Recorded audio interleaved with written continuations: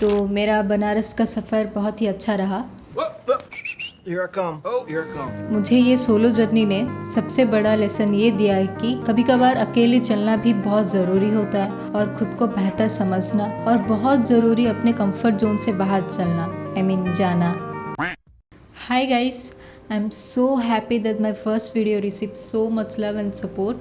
Thank you so much guys. तो जैसे कि मैंने अपने पिछले वीडियो में कहा था, I love traveling and I want to explore the world. तो आज मैं इस क्लिप के पीछे का स्टोरी बताने वाली हूँ, my very first solo travelling journey. तो हुआ ये था कि दिवाली की छुट्टी चल रही थी और पूरा हॉस्टल खाली हो गया था। दिवाली की छुट्टी में सारे घर चले गए हैं। देखो, देख सकते हो सबके दरवाजे में ताले लगे हैं और सिर्फ हम 3 ही बचे हैं हॉस्टल में। मैं अकेली हॉस्टल में बोर हो रही थी, तो मैं सोची क्यों ना मैं भी कहीं घूमने चली जाऊँ। फिर मैं देखती हूँ कि मेरे बकेट लिस्ट में सबसे करीब बनारस ही था। मैंने मन बना लिया कि मैं बनारस ही चली जाती हूँ, और मैं इतना एक्साइटेड हो गई थी कि मैं किसी के साथ भी चलने के लिए तैयार थी और सबको कन्विंस करने में लग गई थी। मेरे सीनियर्स, मेरे क्लासमेट्स, मेरे जूनियर्स, किसी को भी नहीं छोड़ा था। मैं सबको मनाने में लग गई थी, पर जब एक एक करके सबने मना कर दिया तो मैं थोड़ी सी सैड हो गई।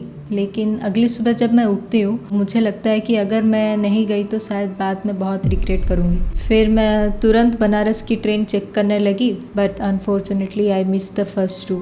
सुबह जाने का ही ऑप्शन था मेरे पास, क्योंकि अकेले होने की वजह से मैं रात का ट्रेन का रिस्क लेना नहीं चाहती थी। पर पता नहीं, I felt like Banaras was calling me. Luckily मेरे और 3 दोस्त उसी शाम को दिल्ली जा रहे थे, तो मैंने भी डिसाइड कर लिया कि मैं भी उन्हीं के साथ ही चली जाती हूँ। रिजर्वेशन तो हो ही नहीं पाया, तो मैंने जनरल टिकट ही करवा लिया अपना। फिर हम लोग शाम को निकल गए हॉस्टल से। स्टेशन भी पहुंच गए आधे घंटे में। लेकिन लखनऊ का स्टेशन इतना कंफ्यूजन है कि मान लो एक ही जगह पे 2 अलग अलग स्टेशन है, और मैं गलत स्टेशन में अपने ट्रेन का वेट कर रही थी। फिर एक अंकल से जाकर पूछने के बाद मुझे पता चला कि मेरी ट्रेन अलग स्टेशन में खड़ी है। फिर मैं भागते भागते वहाँ पहुँची। फिर देखती हूँ कि वो ट्रेन जस्ट ही छोड़ने वाली थी।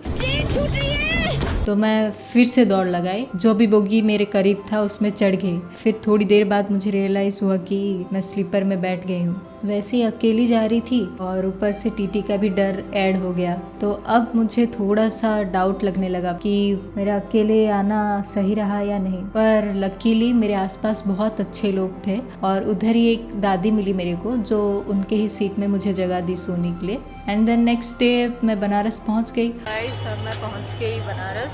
2 दिन रुकी अपने दोस्त के घर में। बहुत ही अनएक्सपेक्टेड एक्सपीरियंस था, बहुत ही अच्छा लगा मुझे।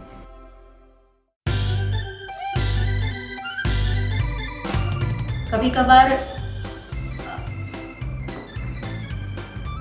बनारस जाने के लिए टिकट चेक करने के लिए स्टार्ट कर कौन पूछ रहा हूँ। अगले सुबह जब मैं उठती हूँ तो मुझे मुझे मुझे क्या, सब अपने अपने घर चले गए थे और मैं हॉस्टल में